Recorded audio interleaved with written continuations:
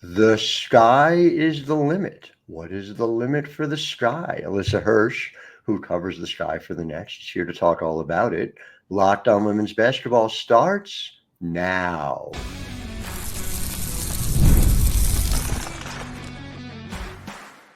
You are Locked On Women's Basketball, your daily podcast on women's basketball. Part of the Locked On Podcast Network, your team every day.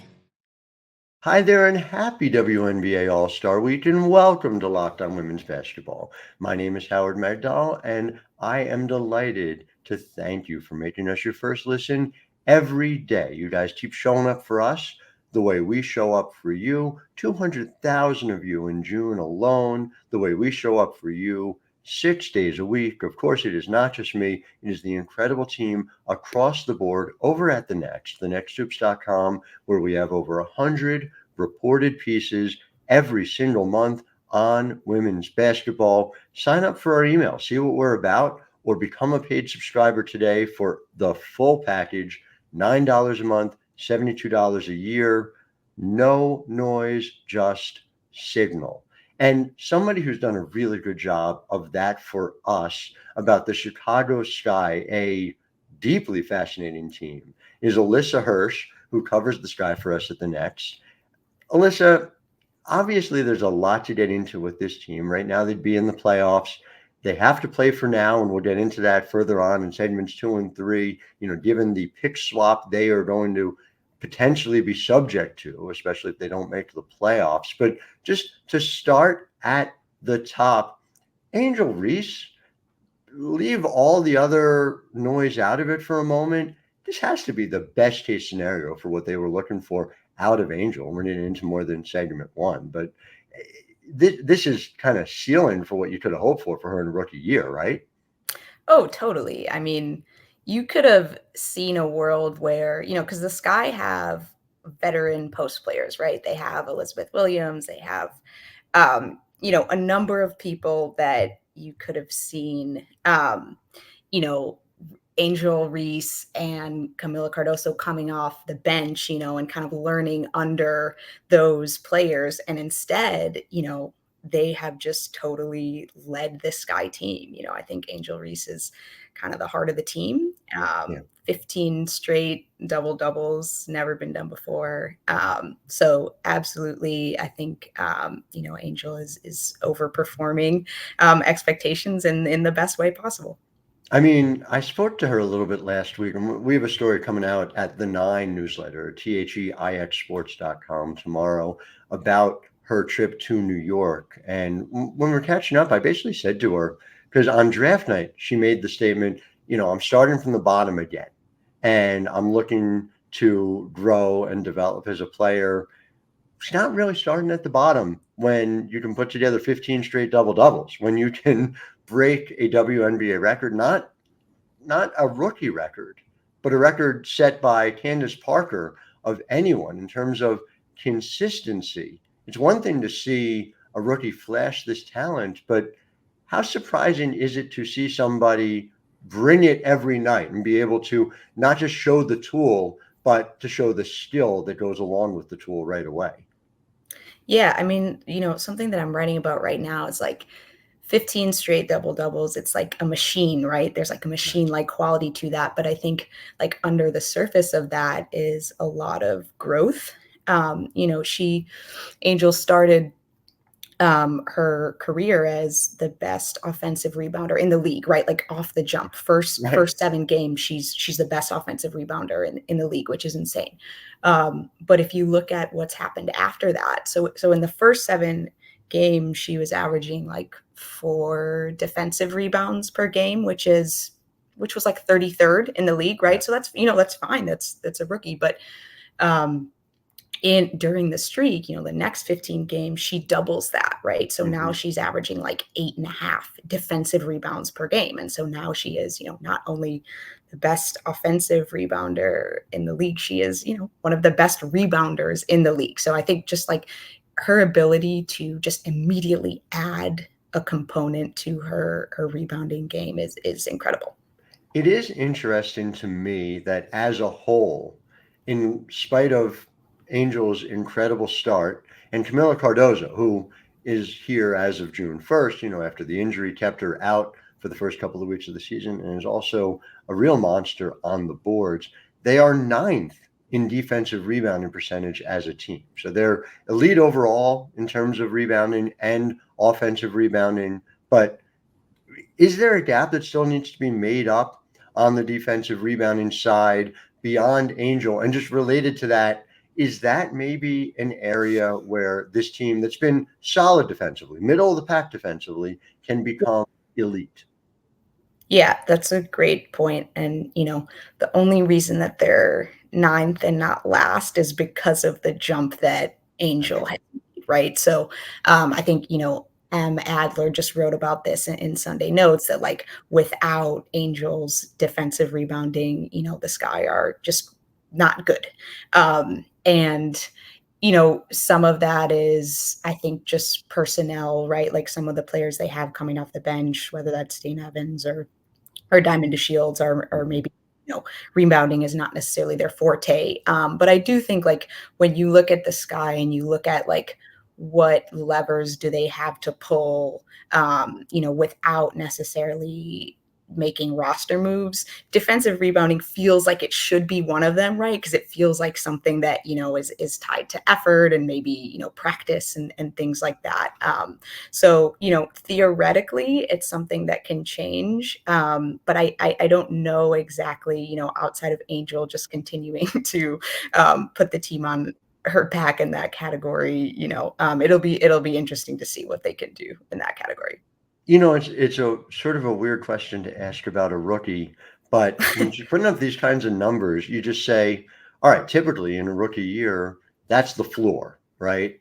But if this is the floor, like, what is the ceiling for that? She's not someone who you'd say necessarily, gee, she's going to get better at anticipating. I mean, I guess theoretically she could, but that's sort of her edge here. She's not out jumping anybody. She's doing it because she's so smart on the court. She's able to anticipate that stuff going forward. So are we approaching a ceiling for that? Or do you think, gee, it's like any other rookie, she has a lot of growth, and we're going to be talking about Angel getting routinely 20 rebounds a game, which I understand is a ridiculous number to throw out there, but so is, hey, she's a rookie and she just broke the double-double mark.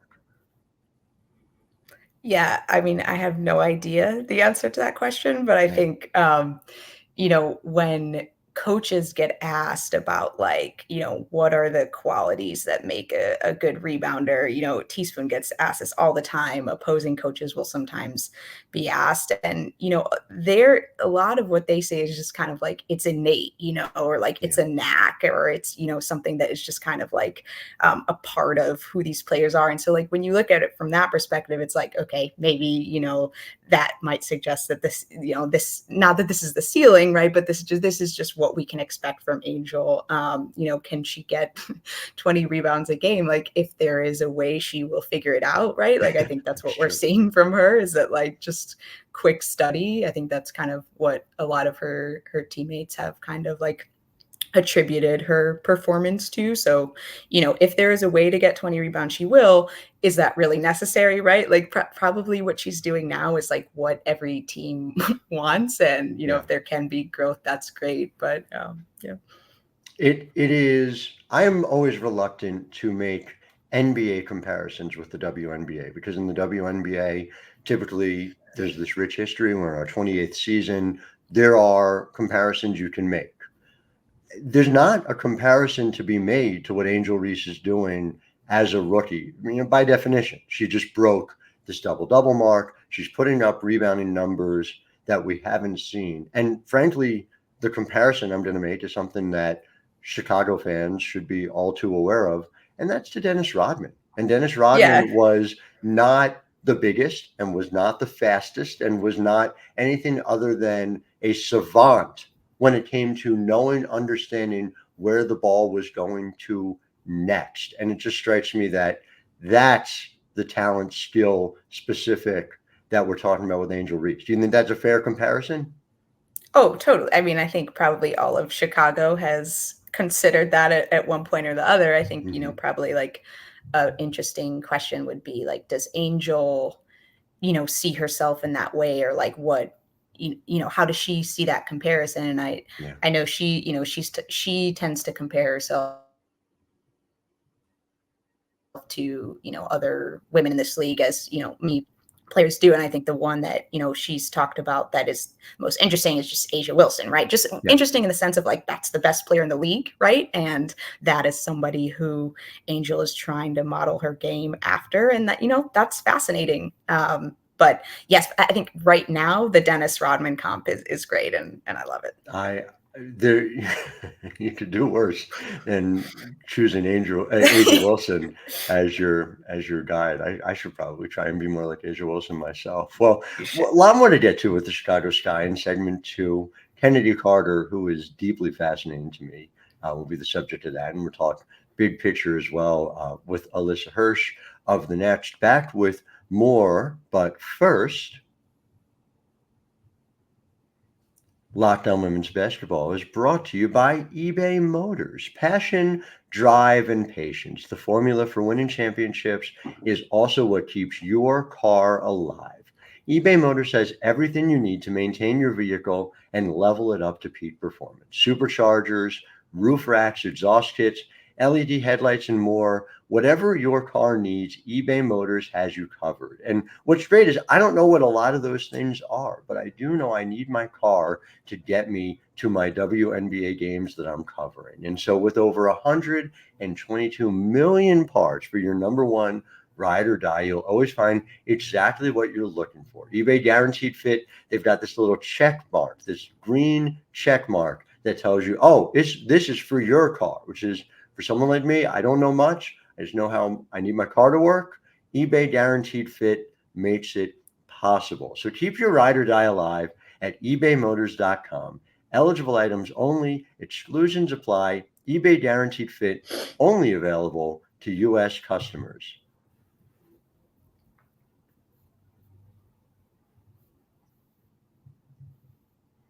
Locked On Women's Basketball is also brought to you by Magic Spoon. And here's a fascinating thing that people may not know about. If you just eat sugary cereal that's bad for you all the time, it has a negative impact on your health. But if you are eating cereal that tastes terrible on a regular basis, then your emotional health suffers. So Magic Spoon allows you to combine these things. I wanted this year to make sure I added some more protein to my diet, to cut back on sugar, again, on track with my goals to be a healthier me. Magic Spoon helps make that easier. Their flavors are ridiculous. They've got these cocoa flavors that just taste like the flavors of cereal that you wanted to have on a regular basis growing up, and maybe mom and dad didn't let you have them.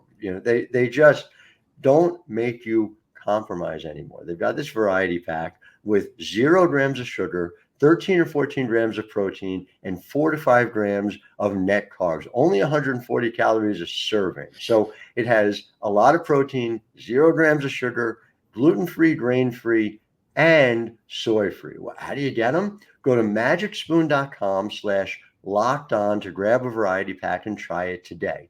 Make sure you use our promo code locked on. That's LOCKEDON, locked on at checkout to save $5 off your order. Magic Spoon has a 100% happiness guarantee. So if you don't like it for any reason, they'll refund your money, no questions asked. But I mean, like, delicious cereal, how is that going to be anything less than 100% happiness? Anyway, start off your day just right with a delicious bowl of high protein cereal at magicspoon.com/locked on. Use the code locked on to save $5 off. Thank you to Magic Spoon for sponsoring this episode. Back here in segment 2 with Alissa Hirsh of The Next. And Alissa, just as everyone expected during the offseason, the leading scorer on this team is Chennedy Carter, right? Everyone predicted that. Well, there was that GM survey at the beginning of the season, and there was the question, like who do you predict will be the breakout player? And a lot of them did say Chennedy, right? So I think maybe there was a difference in perspective, right? Like inside the league and then, outside. It is fascinating to me the type of player Chennedy Carter is, the heights and the depths that we've seen in her career already. She's 25 years old. Yeah. She was a lottery pick. She's been on 3 teams. She wasn't in the league last year. And I had a chance to catch up with Chennedy last week when the Sky came through New York. And I asked her basically, what this feels like to be at a place that clearly believes in her. And we'll get into what they believe and what needs to happen next. But for her, she said, the talent's always been there. And it's always been there. I remember seeing her in high school and seeing her. She goes faster. She goes harder than anyone you ever saw. I have not seen a guard this adept at getting to the rim. And she's making more than 71% of her attempts at the rim when she's doing it this year for Chicago. So she's crazy efficient. How much has she become central to what it is the Sky are building here?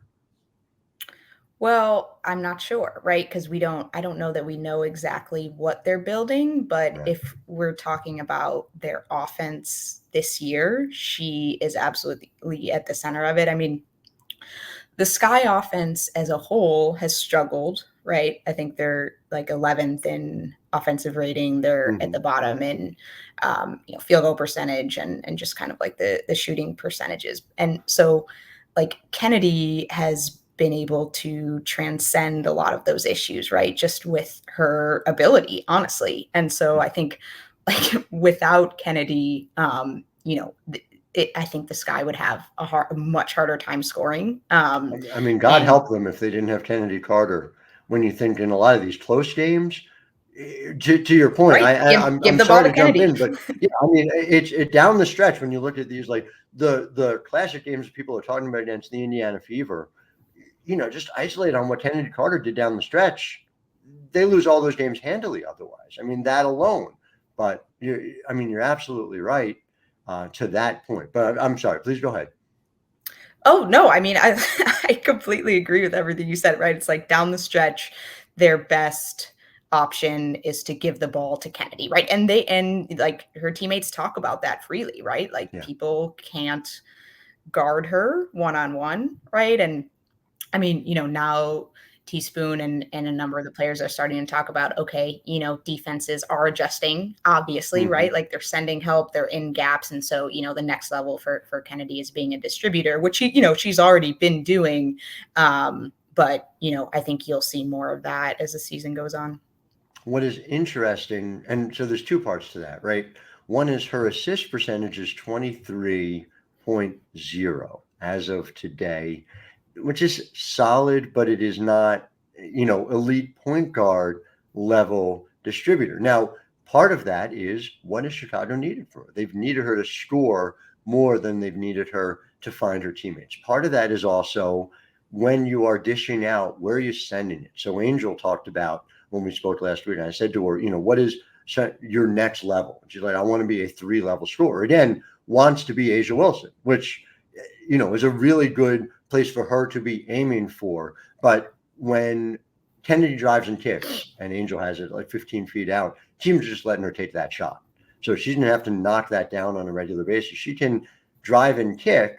Marina Mabry's a terrific 3-point shooter, but the shooting options get a little thin beyond Marina. And then the other part to that is, in my mind, Marina herself being a secondary distributor, somebody who is very comfortable being around a ball dominant guard. We saw her win 1 national title and come real close to winning a 2nd national title, doing that next to Arike Ogunbowale at Notre Dame. It seems like that is a good fit, and Teaspoon is a really good fit for Chennedy in terms of building her up. Do you think Teaspoon can get Chennedy to adjust her game? Because that has been the stopping point for Chennedy Carter throughout her pro career.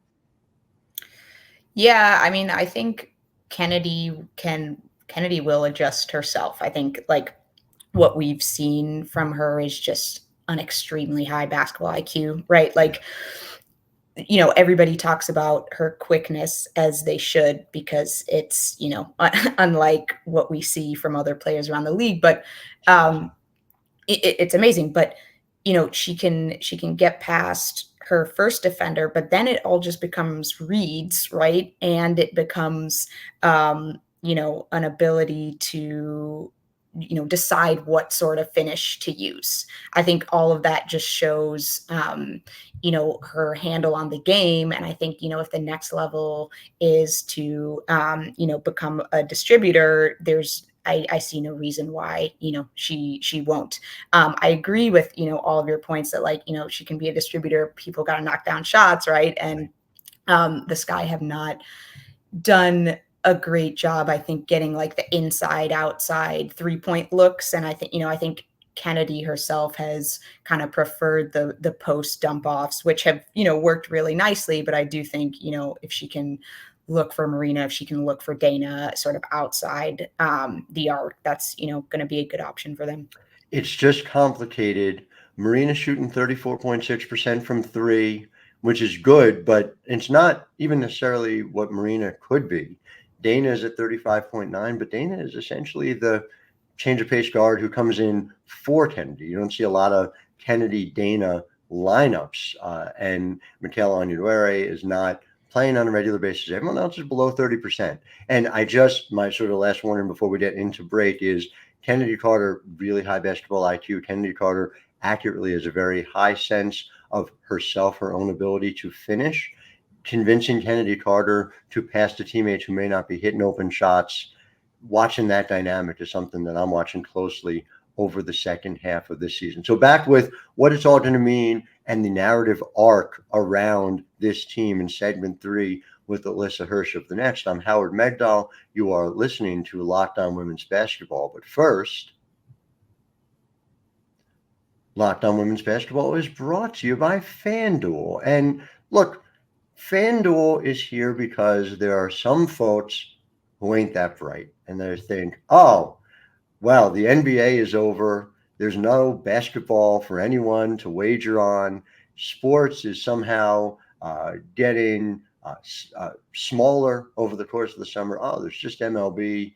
First of all, there's a lot of MLB, but as we know here at Locked On Women's Basketball, there is the WNBA. There is, of course, National Women's Soccer League as well. There is a lot of sports to bet on, and FanDuel is here to help you do it. This summer, FanDuel is hooking up all customers with a boost or a bonus daily. So there is something for everyone every day, all summer long. Head over to FanDuel.com and start making the most out of your summer. FanDuel, official sports betting partner of Major League Baseball.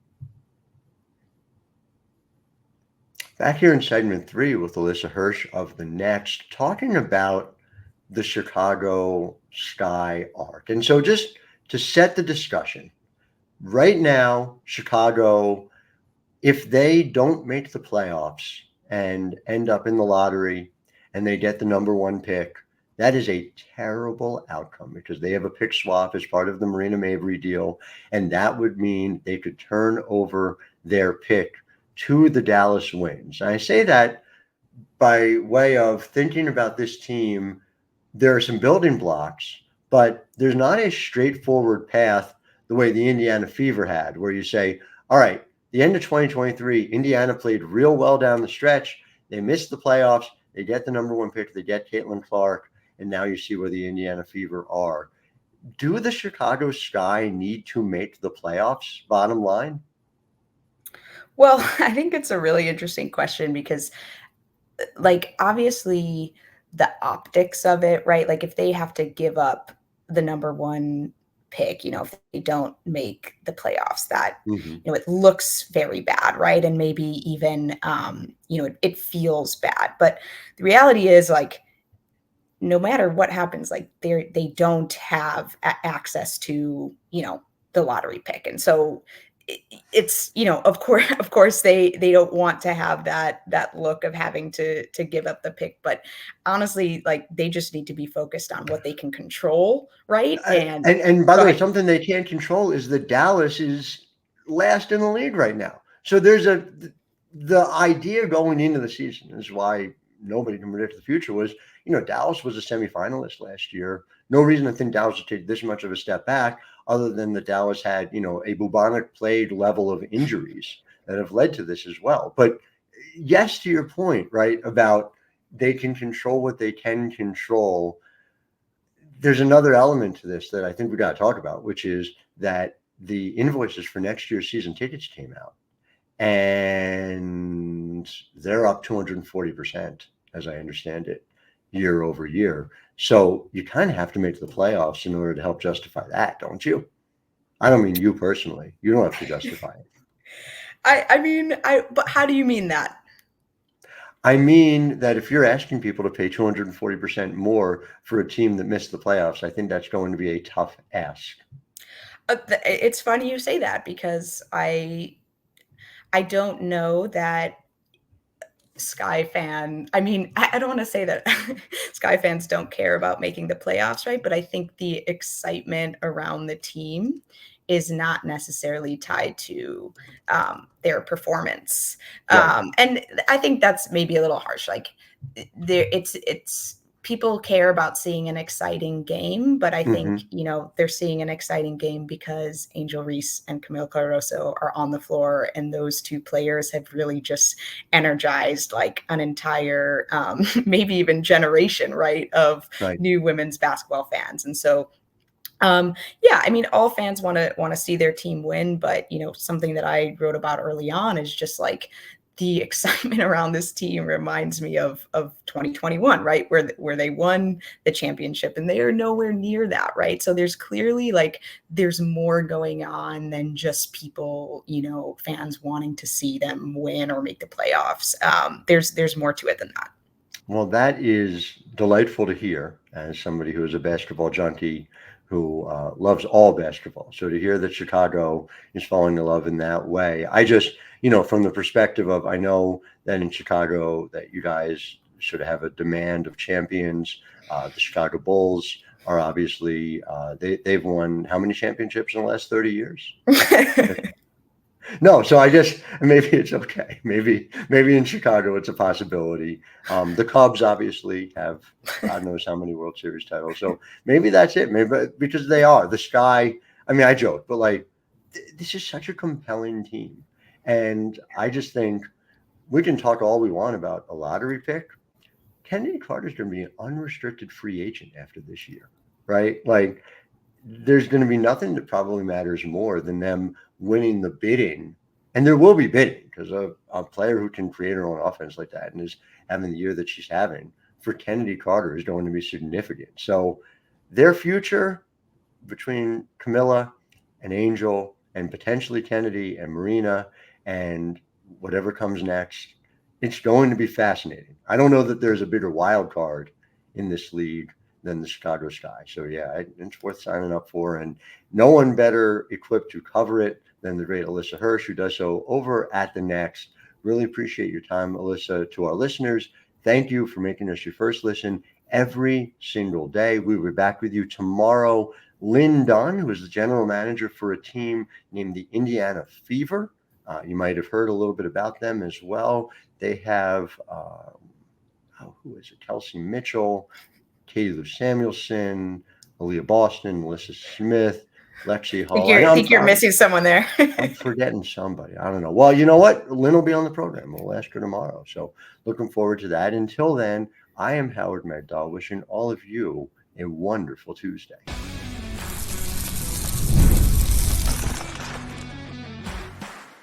You are Locked On Women's Basketball, your daily podcast on women's basketball. Part of the Locked On Podcast Network, your team every day.